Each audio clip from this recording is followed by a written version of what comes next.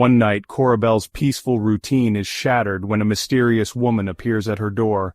As fear and confusion consume her, the lines between reality and hallucination blur, leading to a chilling, deadly decision that will haunt her forever. Corabelle stood in her kitchen, the warm glow of a lit candle filling the room with a comforting fragrance. It was a peaceful evening, and the aroma of the tea she had just made lingered in the air. Her father's old mug, decorated with gold and blue, the colors she adored, sat before her. Memories flooded her mind of shared laughter and love in this very kitchen, sipping tea with the man who had once been her everything. The kettle whistled as it came to a boil, and Corabelle poured the steaming water into her mug, watching the chamomile tea swirl into a rich amber hue.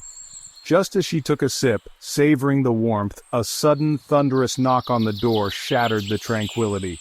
Corabelle's heart skipped a beat and she accidentally burned her lip on the scalding tea. Her mind raced as she approached the door, the knock still echoing in the house. Who could possibly be out there at this hour? She hesitated, then opened the door, stepping out just enough to avoid the rain. The porch light illuminated the yard, but no one was in sight. A gust of wind blew through her hair as she scanned the darkness. A shadow caught her eye, lingering near the tree in her front yard. Corabelle. Who's there? Her voice trembling with fear. No response. The figure remained still, like a statue, unmoving. Her body shuddered as the hairs on her arms stood on end. Was this an intruder? Her mind spiraled into dark, terrifying possibilities. "Corabelle, I'll call the police if you don't leave my property," she shouted, trying to steady her voice. But before she could react, a blood-curdling scream pierced the night, followed by a woman dashing toward her with terrifying speed. Panic surged through her as she slammed the door shut, her hands trembling as she locked it just in time. The knock came again, louder this time. Corabelle fell backward onto the floor, her heart racing. She pressed her back against the door, breathing heavily as the weight of fear crushed her chest. Her mind raced, trying to make sense of the nightmare unfolding. Who was that woman? The woman's face flashed in her mind, pale skin, piercing eyes, and scars that seemed to have a life of their own.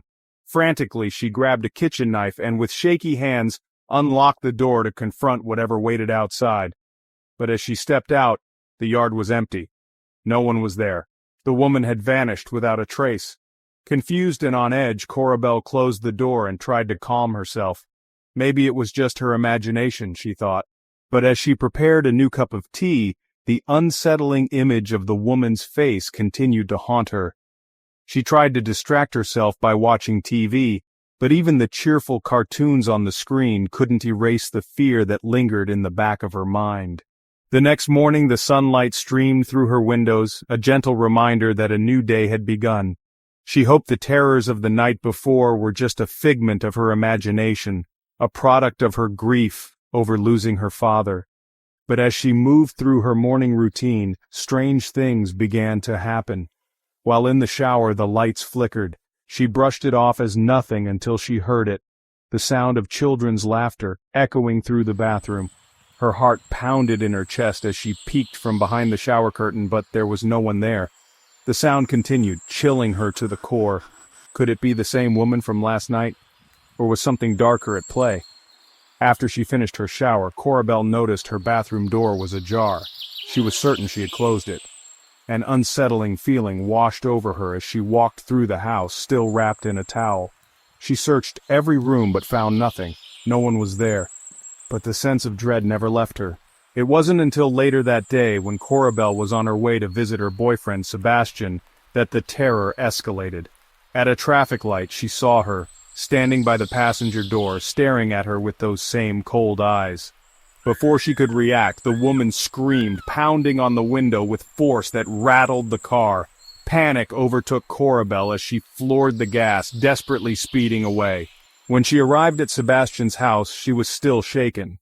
He greeted her with a playful boo as he opened the door, not knowing the horrors she had just experienced. She forced a smile, burying her fear deep inside. But the real shock came when Sebastian handed her a letter her father had written before his death.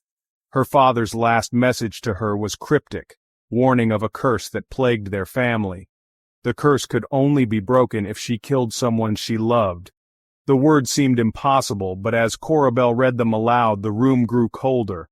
A figure, the witch from her nightmares, appeared before her, laughing with an eerie, mocking tone. Sebastian, unable to see the ghostly woman, dismissed her visions as hallucinations, a result of her grief and trauma. But Corabelle's mind was unraveling. In a fit of panic, she grabbed a kitchen knife and turned toward Sebastian.